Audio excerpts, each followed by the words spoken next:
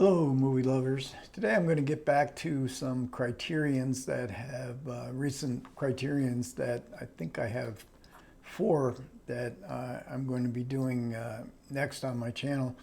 And today, a very recent release from Criterion, I think just this past Tuesday, I'm filming this on Friday of March 25th, 2022. This is The Flight of the Phoenix, and that indeed is Jimmy Stewart, the star of the film. It's directed by Robert Aldridge, and over here is Hardy Kruger, who has a very significant role in Flight of the Phoenix.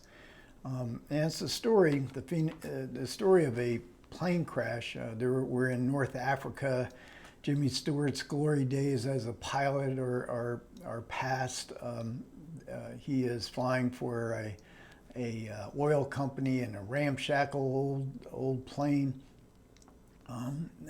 He's ferrying the oil company employees, a couple of officers, a couple of other businessmen, and as they're flying over the desert, they lose radio. The radio goes on the fritz. They come across a violent sandstorm.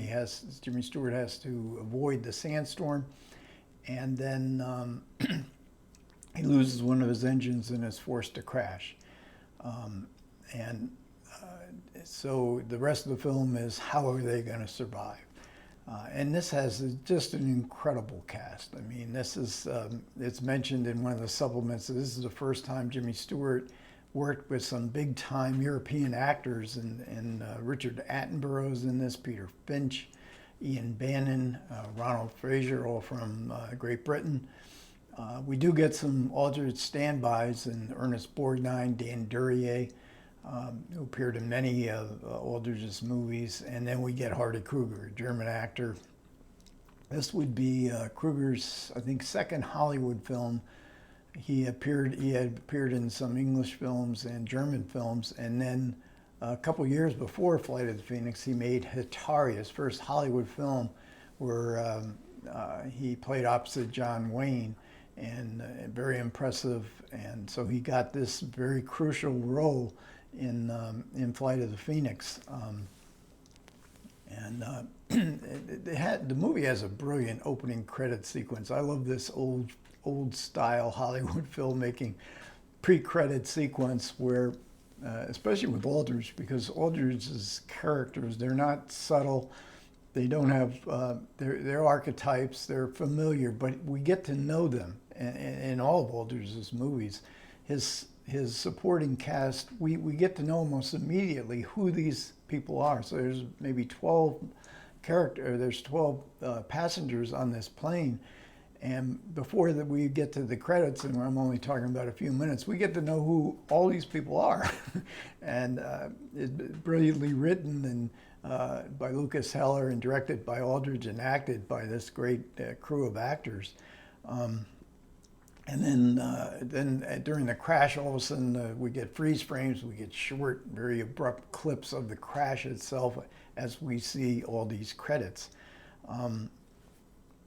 And the story is really, like many Robert Aldridge movies, is about men in conflict with each other. They're clashing egos,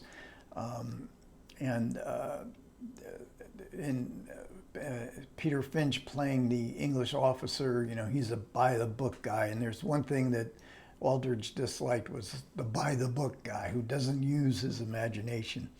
And there's a lot of imagination in play in this film. And everybody sort of, they have to get together, but everybody distrusts everybody else, and they especially distrust Hardy Kruger. And Kruger is playing this sort of techno nerd. He's walking around figuring out this and that. They don't have much water left, so they only have maybe 12 days to try to get out. If no one comes to rescue them, they have no radio. So the main crux of the movie is the Jimmy Stewart, Hardy Kruger conflict. Stewart, the school of hard knocks, what's practical, what can be done, while Kruger's dreaming up some fantastic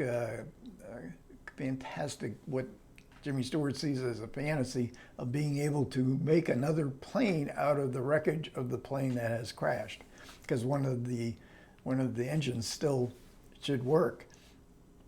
And Stewart keeps saying, you know, what are you, crazy? We're never going to be able to fly out of here with something like that. And but then he grows to, maybe this guy knows what he's talking about, because, and Richard Attenborough, who plays Stewart's sidekick, says, you know, maybe we ought to pay attention to him. So he gets sort of like, as all the rest of them do, is this guy a madman? Or is he a genius?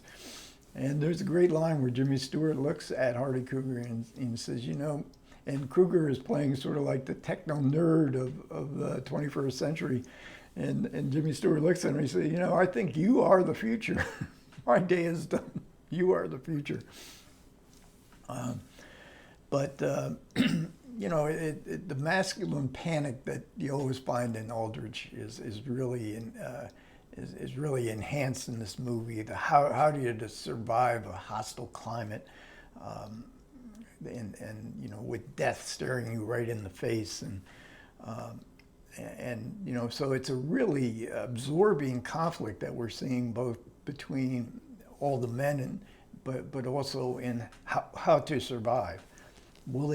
How will they actually excuse me, be able to survive? Surprisingly enough, the movie was a flop. And Aldrich, all the actors, the studio, they couldn't figure it out. Why is this movie flopping? It was too long, probably 2 hours and 20 minutes. You know, it had a big star and a fantastic supporting cast. And I think Aldrich's next movie was The Dirty Dozen, which was another men in conflict with each other kind of movie set in World War II, and that turned out to be a big hit. And Aldrich was a commercial filmmaker. He is not an art house filmmaker. He made movies that he was sort of a populist kind of filmmaker. And we only have 2 supplements on here of any merit or note. One is with Donald Dewey, who wrote a biography of Jimmy Stewart. And Stewart was a World War II bomber. I mean, he at one point he captained about 1,000 bombers,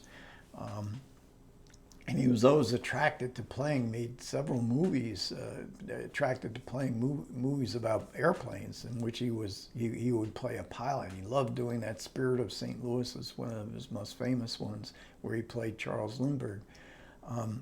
But in this supplement, we learned that Hardy Kruger told Jimmy Stewart on the set, you know, did you participate in the bombing of Berlin in 1945? He said, yeah, I did. And he said, you know, a bomb landed in the backyard of my house where my family lived in Berlin, and it never exploded. You think that bomb came from your airplane? And Stewart says, oh, how could you possibly tell that?